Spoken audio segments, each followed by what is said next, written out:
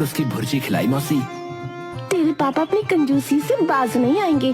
और रज्जू, अब की बार ये मान कैसे गए आने के लिए?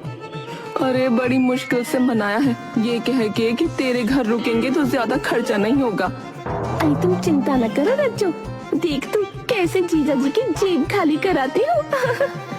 अरे दीदी, वो तो मैं करना चाहती ही हूँ, इसीलिए तो यहाँ आई हूँ। मतलब?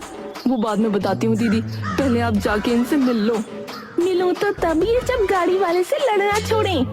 आज के बाद कभी तुम्हारे यहाँ से एक अंडा भी नहीं लेंगे। बताओ, 6 अंडे क्या ले लिए? उसके 150 रुपए ले लिए तुमने हमसे। अरे जाओ भाई, गलती कर दी, तुम्हें लाकर जाओ, माफ करो भैया। लज्जो बंसी से मिलने आती है। चलिए अंदर आ जाइए, आपको ऑस्ट्रेलिया का शरबत पिलाती हूँ। ऑस्ट्रेलिया का शरबत? अरे वो हमारी फूफस का लड़का गया था तो वो लेकर आ गया हमारे लिए और कहने लगा कि लो भाभी, इसे पी के तरोताजा हो जाओगी तुम। तो हमने भी कह दिया ठीक है भाई। लज्जो सबको अंदर ले जाकर बिठाती है और अपने नौकर शीलू से पानी मंगाती है। शीलू पानी लेकर आता है। सभी पानी पीकर अपना ग्लास रख देते हैं। ए भाई, जितने भी ग्लास में पानी बचा है ना, उससे मिलाकर चाय बना लाओ। तभी एकदम से रज्जो बंसी के पेट पर साइड से हाथ मारती है। अरे कोई नहीं जीजा जी, यहाँ पानी की कोई किल्लत नहीं है। अरे सीलू, शरबत लिया सबके लिए, वो ऑस्ट्रेलिया वाला। अरे वाह, ऑस्ट्रेलिया का शरबत। अरे खूब मजे करो राजू, तुझे जो चाहिए वो खिलाऊंगी पिलाऊंगी। वाह मौसी, बहुत ही बढ़िया किया तुमने तो ये सुन के बंसी चिढ़ सा जाता है। फिर कहाँ कहाँ घूमने चलेगी बच्चों? तू जहाँ बोलेगी वहाँ घूमने चलेंगे। अरे दीदी, बस पहाड़ों में घूमेंगे, बढ़िया खुले में, खूब खाएंगे पिएंगे। अरे बाहर क्यों खाना है? बेफालतू का खर्चा है। अरे चिंता मत कर जीजा जी, सारा खर्चा मेरी तरफ से, मजे करो बस आप लोग। अरे नहीं नहीं, ऐसा कुछ नहीं है, खर्चा तो मैं अपने आप देख लूंगा बाहर का। हाँ, ये बस देखेंगे, पर देना आपको ही पड़ेगा दीदी। और ये कहकर सभी लोग जोर जोर से हंसने लगते हैं और बंसी चुप हो जाता है। अरे दीदी, जीजा जी कहाँ हैं? वो कब तक आएंगे? अरे वो इतनी गर्मी में जयपुर गए हैं 2 हफ्तों के काम के लिए।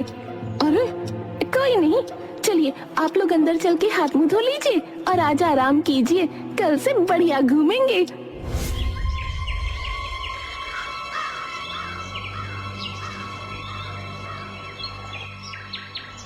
उसी शाम रज्जो लज्जो के कमरे में आती है।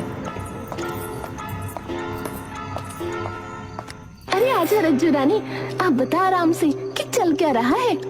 दीदी क्या बताऊं, क्या ही चल रहा है। गांव में पूरा दिन गर्मी का ऐसा कोहराम मचा रहता है कि ना पूछो मत। मैंने तो इन्हें कहा कि कूलर ले लो, तो मुझे कहते हैं क्या करेगी कूलर का? कोई सूती कपड़ा भिगो के खिड़की पर टांग लो तो ठंडी हवा आएगी। हाय राम, कैसा आदमी है ये? बस पूछ मत दीदी।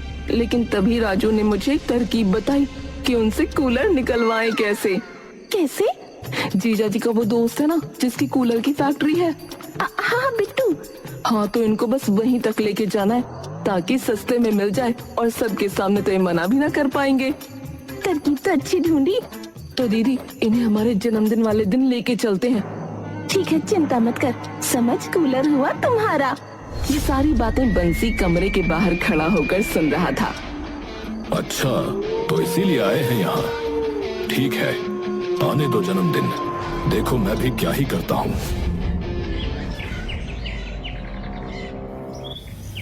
अगले दिन सभी लोग बाहर घूमने निकल जाते हैं। सबसे पहले सभी मिलकर वहाँ के हनुमान मंदिर के दर्शन करने जाते हैं। जैसे ही सभी मंदिर के बाहर पहुँचे, लज्जो सबको रोक देती है। देखो, अंदर जाने से पहले मैं सबको एक चेतावनी देना चाहूंगी। मंदिर आने से पहले सीढ़ियों पे आप लोगों को एक कुत्ता नजर आएगा। वो कुत्ता आपको कुछ नहीं कहेगा जब तक आप उसे हाथ नहीं लगाते। तो चाहे वो कुत्ता आपको सूंघे या आप लोगों के आगे पीछे घूमे, आप लोगों को उसको हल्का सा भी नहीं छूना, वरना काट खाएगा। हाय दीदी, डराओ मत। अरे डरने की बात नहीं है, तुम बस हाथ मत लगाना। सभी अंदर चले जाते हैं और अंदर जाते ही उनकी नजर सबसे पहले पड़ती है काले कुत्ते पर, जो उनके पास चलकर आता है। मौसी, बचा लेना मौसी। बेटा, अपने हाथ बस अपने पास ही रखना, उस तक मत लेके जाना तो तू बचा रहेगा। मौसी, यार मौसी, मौसी। कुत्ता धीरे धीरे रज्जो के पास आता है और उसे सूंघता है। डर मत रज्जो, बस हाथ ऊपर रख। अरे दीदी, चोर थोड़ी है जो हम हाथ ऊपर करें। दीदी, अगर ये यूं ही मुझे सूंघता रहा तो हाथ का तो पता नहीं, लेकिन मैं बेहोश होकर इस पे गिर जाऊंगी। कुत्ता फिर धीरे से बंसी की ओर बढ़ता है। अरे वाह जीजा जी, आपके चेहरे पे तो एक शिकन भी नहीं है। बंसी पूरी गुरूरता में जोर से मुड़ के लज्जो की ओर देखता है, लेकिन झटके से उसकी जेब से 1 रुपए का सिक्का गिर जाता है अरे भाई, मेरा सिक्का। और वो एकदम से अपना सिक्का उठाने झुक जाता है। अरे उसकी तरफ हाथ मत लेके जाना।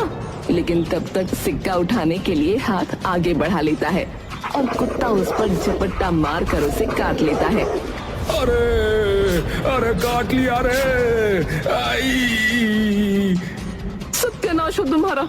1 रुपए के चक्कर में अब 300 रुपए का इंजेक्शन अपने पीछे ठुकवाना। अब कोई नहीं, यही पास में एक डॉक्टर है, उसके पास ले चलते हैं। अरे डॉक्टर क्या करेगा? क्या करेगा डॉक्टर? अरे थोड़ी हल्दी लगा लूंगा तो ठीक हो जाएगा। हाँ। तुम्हारी बहन का ब्याह है जो हल्दी लगाओगे? चलो डॉक्टर के पास। सभी डॉक्टर के पास चले जाते हैं। इंजेक्शन लगाना पड़ेगा रेबीज का। डॉक्टर साहब, कितने का होगा इंजेक्शन? यही कुछ 600 रुपए का। 600 का? अगर डॉक्टर सिर्फ 2 बूंद दवाई बस सुई पर लगा दे तो खून में जाके तो दवाई अपने आप ही मिल जाएगी, है कि नहीं? और खाली इंजेक्शन से क्या जरी का काम करवाओगे हाथ पे?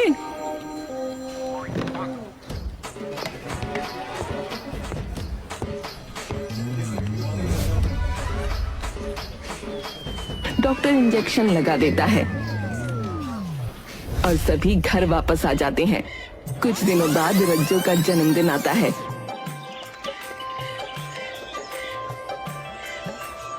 और घूमने निकल पड़ते हैं।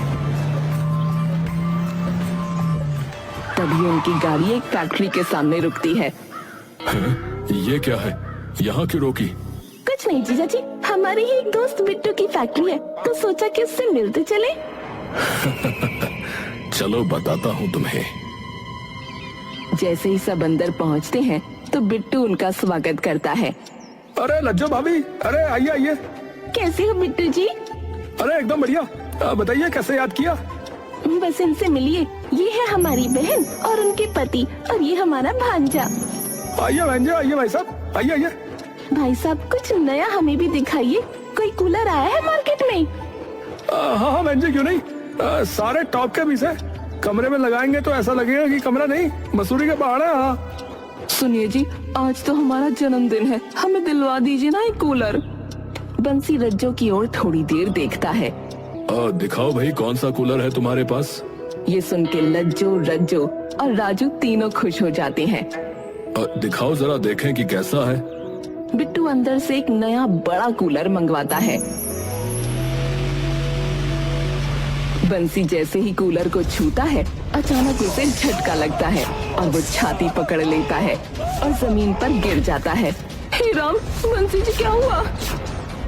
पापा, पापा क्या हो गया? पापा, पापा। अरे जीजा जी क्या हुआ? उठिए ना, कुछ बोलिए तो सही। बंसी आंख बंद करे पड़ा रहता है। ओ जी, इन्हें शायद हार्ट अटैक आ गया बिजली का झटका लगने से। हे राम, ये क्या? दीदी संभालो खुद को। पापा, पापा उठो ना पापा, पापा। आप लोग चिंता मत कीजिए, मैं इन्हें अभी हमारे मेडिकल रूम में लेकर जाता हूँ, वहाँ देखते हैं कि क्या दिक्कत है। और बंसी को उठाकर ले जाते हैं। मेरे घटिया कर्म थे जो झूठ बोल के इन्हें यहाँ ले आई। हम लोग ना ही आए होते तो अच्छा होता। हे राम दीदी, ये क्या हो गया? चिंता न करो बहन, सब ठीक होगा। डूब मरे ये कूलर, मैं तो अब इसकी परछाई भी अपने घर में ना पड़ने दूं। तभी एकदम से बंसी और बिट्टू वहाँ आते हैं हंसते हुए। अरे अब जब हमने ये कूलर खरीद लिया है तब बोल रही हो ये बात? बंसी जी, पर आप तो एकदम ठीक है ना? तो तुम क्या चाहती हो, हमें सच का हार्ट अटैक आ जाए? मतलब कि ड्रामा तुम नहीं, हम भी कर सकते हैं भाई। रज्जो, लज्जो और राजू चौंक जाते हैं। आपका दिमाग खराब तो नहीं है? दीदी पागल कुत्ते के काटने की वजह से ये भी पागल हो गए हैं। बिट्टू जी, आप भी इसमें शामिल हैं? क्या करें, ये परसों यहाँ थमके पहले कूलर खरीद कर हम सबको ये एक्टिंग करने के लिए मजबूर कर दिया। आपको इनका पता कैसे लगा? जब आप 3 दिन पहले इनसे टेलीफोन पर बात कर रही थी तो मैंने आपकी डायरी चुरा कर इनको फोन कर लिया और पता पूछ लिया। तो मतलब आपने कूलर खरीद लिया? अरे भाई, बीवी ने इतनी मेहनत कर दी है कूलर के पीछे, और फिर ऊपर से तुम्हारा जन्मदिन, तो लेना ही पड़ा। हाय, आपको नजर न लगे बंसी जी, पैसे भी दे दिए? अरे अभी नहीं, पैसे तो मैं किश्तों में दे दूंगा, इस कूलर से कमा कर। अब देखो कैसे दुकान में रख के इसके सामने बैठने के लोगों से पैसे लेता हूँ। हाँ, और फिर तुम्हें ये भी तो बताना है कि कूलर कितना और कब कब चलेगा। पापा, आप नहीं सुधरोगे पापा।